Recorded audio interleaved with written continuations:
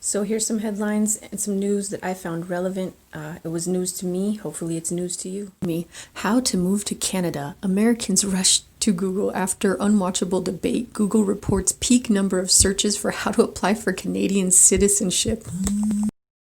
And as if 2020 hasn't been weird enough, it's a year with 13 moons rather than 12, and 2 of these will occur in October. October's first full moon is the harvest moon on October 1st, and the second full moon will occur on October 31st. That's right, Halloween. Ireland court rules that Subway sandwich bread is not legally bread. It was deemed too sugary to meet the legal definition of bread. High fever, body aches, headaches, and exhaustion are some of the symptoms participants in Moderna's and Pfizer's coronavirus vaccine trials say they felt after receiving the shots. While the symptoms were uncomfortable and at times intense, they often went away after a day or sometimes less. But they say it's worth it. U.S. Marshals rescue 11 missing runaway children in New Orleans. 2 boys were in extreme danger. While 11 recoveries might not seem like a lot, these marshals managed to get it done while running their normal day-to-day operations. In the past month and a half, the U.S. Marshals Service has rescued nearly 100 missing and endangered children. Last week, they rescued 35 missing children during Operation Safety Net in Ohio. On September 17th, U.S. Marshals Service wrapped up Operation Triple Beam, a 60-day mission to reduce violent gang crime in Oklahoma City.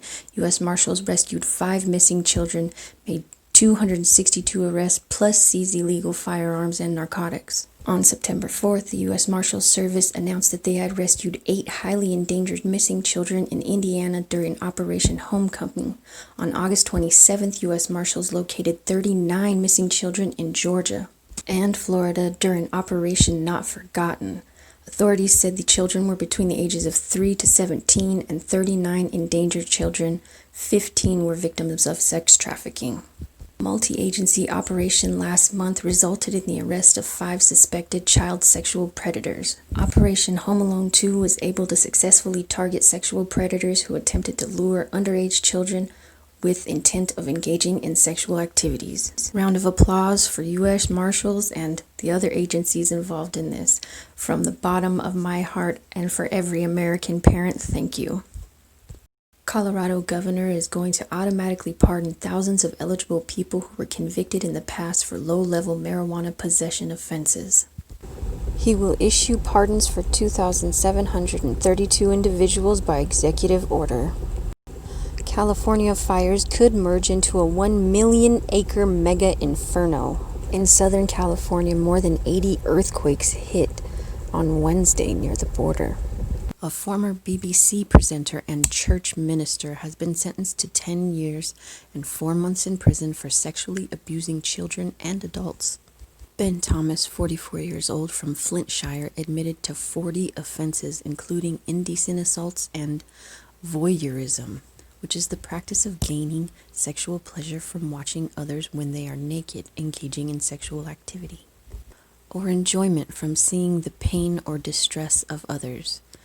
Sick fucker. Perfect.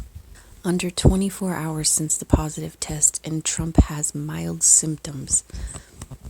I swear for God, Trump, if you die, I'm gonna just be really upset. I don't even know what's gonna happen, so you need to pull through, sir. Thank you. The economic impact of President Trump's COVID-19 result ripples worldwide. No, the recession isn't over, and it's about to get much worse for some. New York and San Francisco rents plunge. Manhattan landlord's latest lure, free rent until next year. Doomsday has arrived for tens of thousands of workers. Oil drops in wake of stimulus uncertainty and virus fears. Half of New York City's restaurants and bars could permanently close due to coronavirus, state audit finds. Dow Jones futures plunge 500 points. The S&P 500 and NASDAQ are also in the negative. Researchers unveil a sensor that rapidly detects COVID-19 infection. Ford is killing off the Ford Mustang Shelby GT350. Sometimes it's okay to cry. A viable nuclear fusion reactor, one that spits out more energy than it consumes, could be here as soon as 2025. If a fusion reactor reaches that milestone, it could pave the way for massive generation of clean energy. For the first time ever, scientists caught time crystals interacting. I didn't even know time crystals existed. Time crystals are a very new form of matter where particles move forever and don't lose energy. There's too much gold in the universe. No one knows where it came from. Something is showering gold across the universe, but no one knows what it is. US EPA removes requirement for curbing toxic air pollutants. Apocalyptic fires are ravaging the world's largest tropical wetland. COVID test cause brain fluid leak in US patient. COVID nasal swab test ruptured the lining at the base of the US woman's skull, causing cerebral spinal fluid to leak from her nose and putting her at risk of a brain infection. There's now evidence of cats recognizing and mimicking human behavior. Great. This is what it's like at a body farm where the dead are left to rot for science.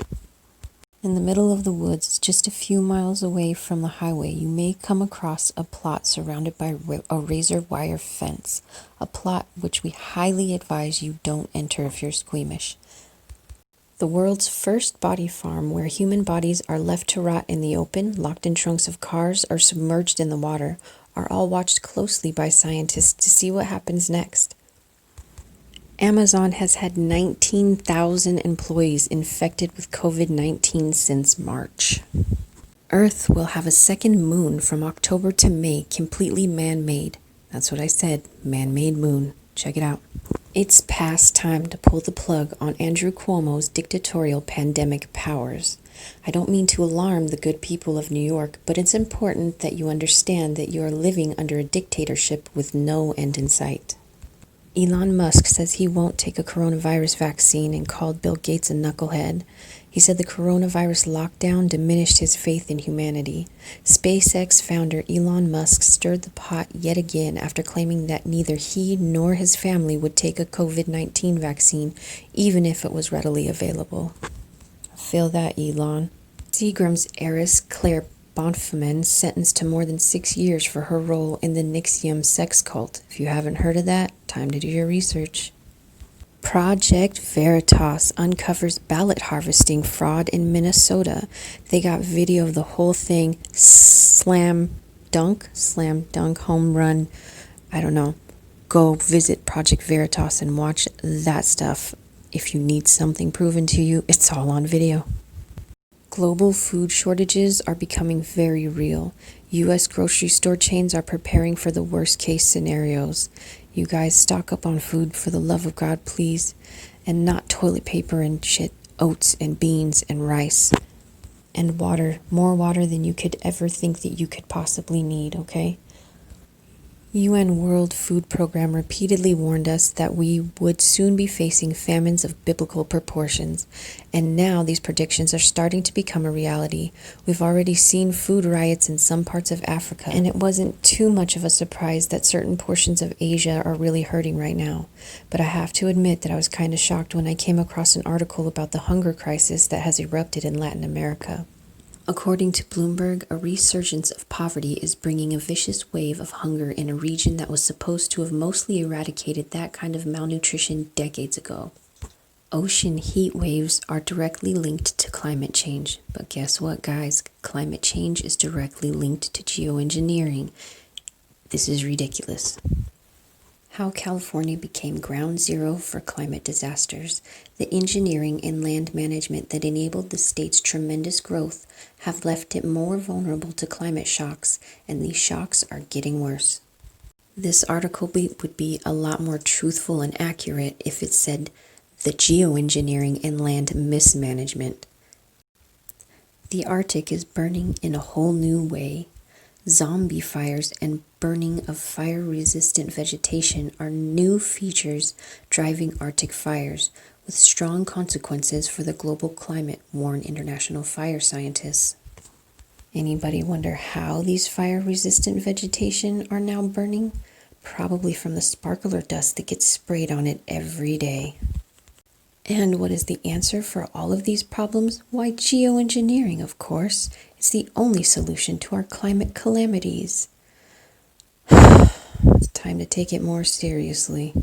And now, within 48 hours of being testing positive, President Trump has been admitted to the Walter Reed National Military Medical Center. Holy shit, guys.